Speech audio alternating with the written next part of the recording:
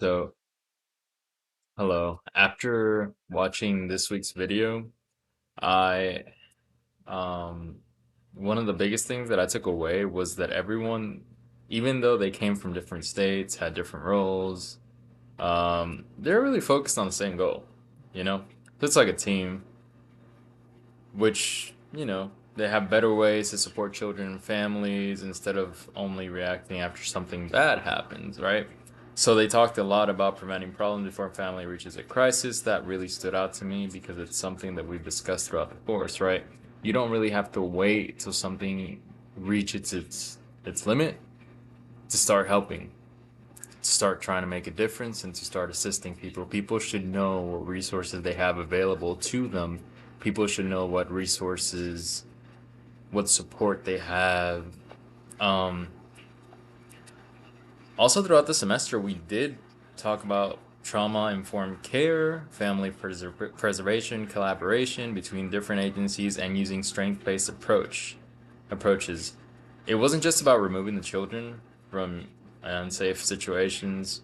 It was about asking, what can we do to help this family become successful, right? So sometimes they need someone to help guide that family in the right direction, mainly when they themselves came from broken homes and they do not or were not equipped to have a family of their own. They hadn't healed from that trauma that they had previously, right? I think that shift in thinking is really important, right? So, it's really about prevention. Like, if the community knew about all the things, all the resources they have at their disposal, I think they would do great. And if there wasn't like a stigma and there wasn't shame and these families searching for help, I think that would be amazing if they knew, hey, it's okay to ask for help. It's okay to look at resources. Not everybody knows what what to do, and that's fine. Um, as far as you know, if I wanted to say what the most urgent next step in it is in child protection and child welfare, I would say it's like investing more into prevention and early intervention, which is what I've been saying. I think too many families don't get the help until things have gotten out of control, right? So if family had access to mental health services, parenting support, substance abuse treatments, housing assistance, and other community resources, I honestly believe many cases could be prevented before children have to enter the child welfare system, right? I also think it's important for schools, healthcare providers, law enforcement, social workers, and community organizations to continue working together instead of operating separately. When everybody communicates and works towards the same goal, families have a much better chance of getting the support they actually need, right? As far as my own goals and my own career that hope and, you know, I hope and pray that everything goes according to the way that I'm planning it. I don't really see myself working directly in child welfare, and I don't think that's a bad thing, right? My goal is to become a licensed clinical social worker and provide counseling and therapy to individuals and family. Even if I never work in child welfare agency, I know I'll almost certainly work with clients who have been involved in child welfare system at some point. Because of this class, I feel like I have a much better understanding of what they've experienced and how those experiences can affect their mental health, relationships, and overall well-being, right?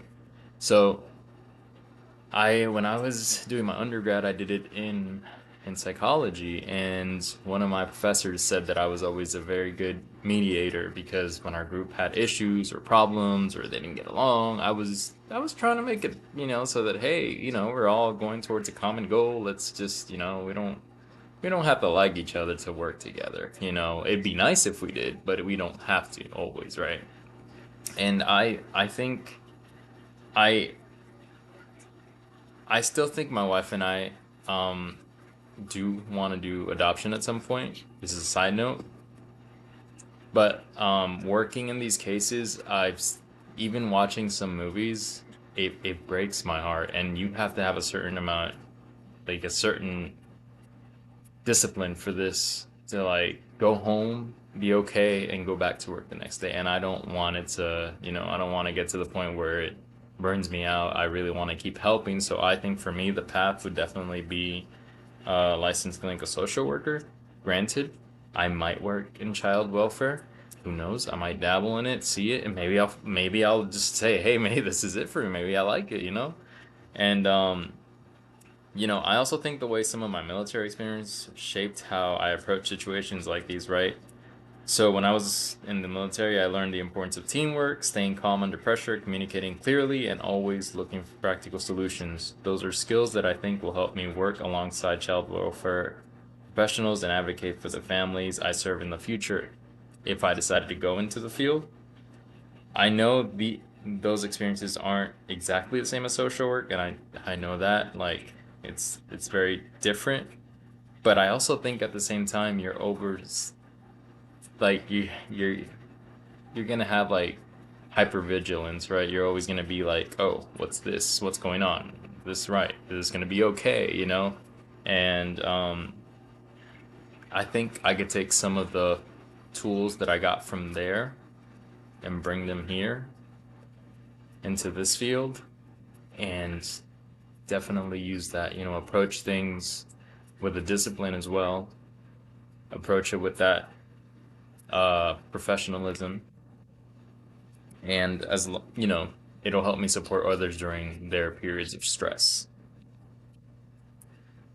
Throughout the course, I think my biggest takeaway is that child welfare is about so much more than investigating abuse or neglect, right? It's about strengthening families, bringing them back together, preventing trauma whenever it's possible, and trying to break those cycles of violence or trauma that the families had when they were growing up. It's about giving them sessions and informing them and giving them, if necessary, classes on how to be a family again.